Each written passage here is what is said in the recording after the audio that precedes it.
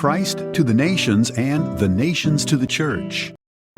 Renungan Harian dari Lutheran Malaysia, Khamis, 18 Januari, tahun 2024. Tajuk kita hari ini ialah Sampaikan.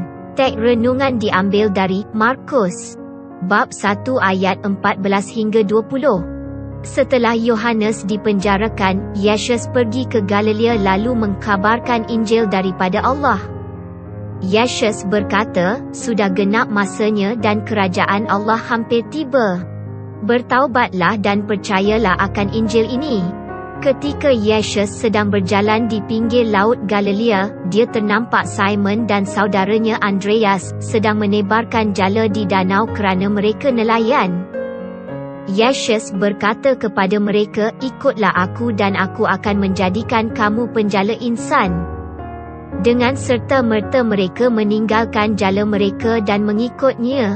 Sejurus berjalan, Yesus melihat dua orang lagi adik-beradik bernama Yakobus dan Yohanes anak Zebedeus. Mereka sedang duduk mengemaskan jala di dalam perahu. Yesus terus memanggil mereka. Kedua-dua beradik itu meninggalkan bapa mereka, Zebedeus, dengan orang gajinya di dalam perahu, lalu mengikut Yesus. Yesus mula mengkabarkan berita Injil secara terbuka selepas Yohanes dipenjarakan. Saya tertanya-tanya jika Raja Herodes amat kecewa juga.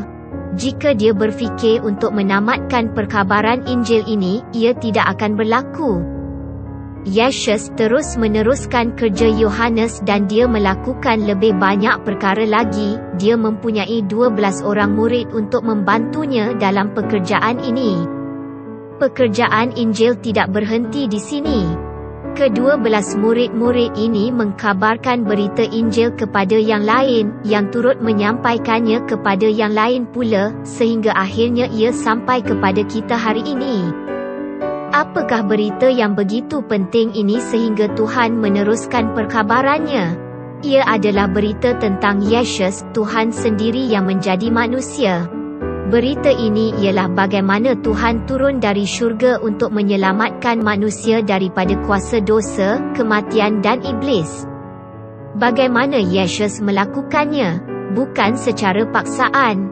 Dia melakukannya dengan menyerahkan nyawanya yang tidak bersalah di atas kayu salib sebagai ganti kita dan menukarkannya dengan kebaikan, kesalihan dan kekudusannya. Melalui kebangkitannya dari kematian dan dia tidak akan mati lagi, kini, dia berkongsi kemenangan atas kematian itu bersama kita juga. Oleh sebab Yesus telah bangkit, kita juga akan bangkit. Inilah berita yang patut disampaikan kepada semua orang. Kita berdoa, Tuhan Yesus, bantulah saya mengkabarkan beritamu kepada yang lain. Amin.